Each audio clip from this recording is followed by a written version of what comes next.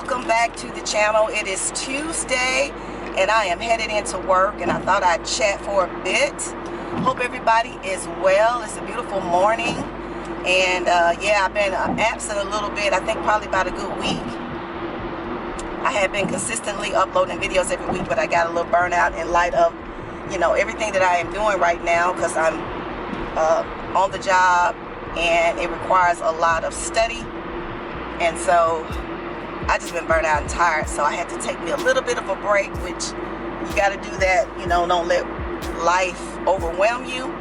But I wanted to drop in today and thank you guys for watching the latest video. I think that's a subject that is very interesting and piques a lot of curiosity for women who are middle-aged, because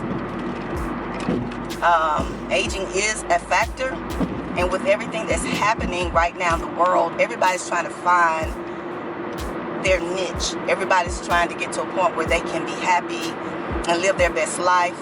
And I do feel that people are living longer now, because I think people are becoming more mindful of taking better care of themselves and actually being active in the world, and, you know, just doing that. So I want to thank you. I got some really good views on that and a lot of comments, and I'm glad that everybody, you know, was interested in that topic. And so we're going to continue talking about relationships and what middle age feels like and looks like, and how we should be at this time. So today I just wanted to drop in on my way into work and let you guys know I have a lot of things just in that, dealing with that coming up. So this video right here, probably you're watching it before you watch some of the older videos, because I haven't edited them, because I've been just busy studying and trying to get this job, you know, together, get these skills down, understand what I'm doing. I have always been pretty computer savvy, but, you know, when you have to navigate a lot of different apps and understand how they work, it takes some concentration. So I have been pretty busy trying to get myself together with the new job. So I had to take a little bit of a break because I was kind of tired and a little burnt out. But yeah, we want to talk a little bit about aging and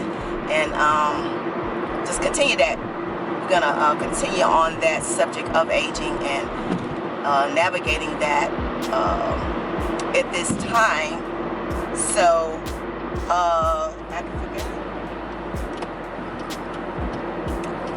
So today, ladies, I want to talk about empty nesters, and I want to talk about the fact that after your nest is empty, meaning, for those that don't know what that means, when you have raised children to adulthood and then they decide to go off into the world and make their own lives, have their own families, have their own careers, making their own money, supporting themselves, away from you, away from home, away from parents, whether it's mom and dad, whether it's mom, whether it's just dad.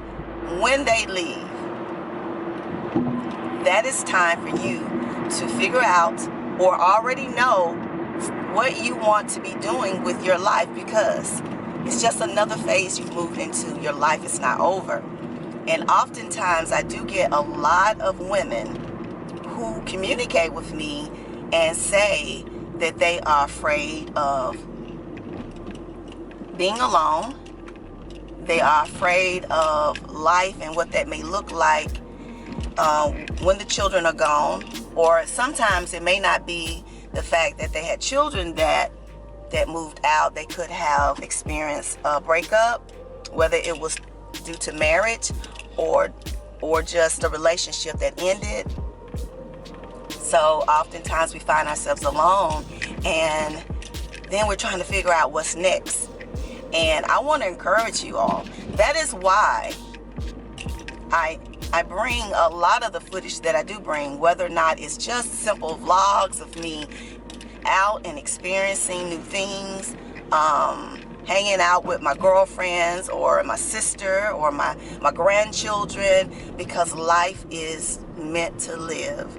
And there's so many things that you could be doing with your life. Now, I know everybody's life is not the same. I also know that everybody don't have the same interests. So it's gonna look different for everybody. Everybody don't have grandchildren and siblings, and as some people have shared with me, a lot of people are in the position that I'm in, where they have aging parents, or they have parents that are ailing, that need assistance or total care. And when you are in a situation where you have to rearrange your life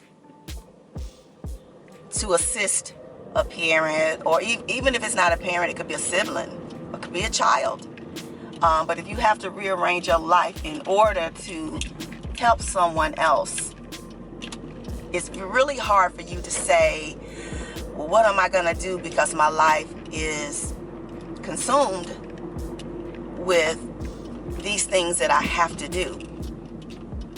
In those cases, I do understand, but I would say that's when you start trying to plan and create your space so that you can be able to live your life and find things that are of interest to you and things that will help you to be able to find a little bit of peace and happiness, because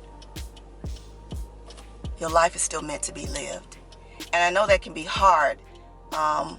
I did change my life around to come home to assist with my mom. I am fortunate, however, to have siblings. And my mom actually does live with my brother. However, he's a man. So it's a lot of things that he don't know that needs to be done for a woman. So therefore, that can be a struggle.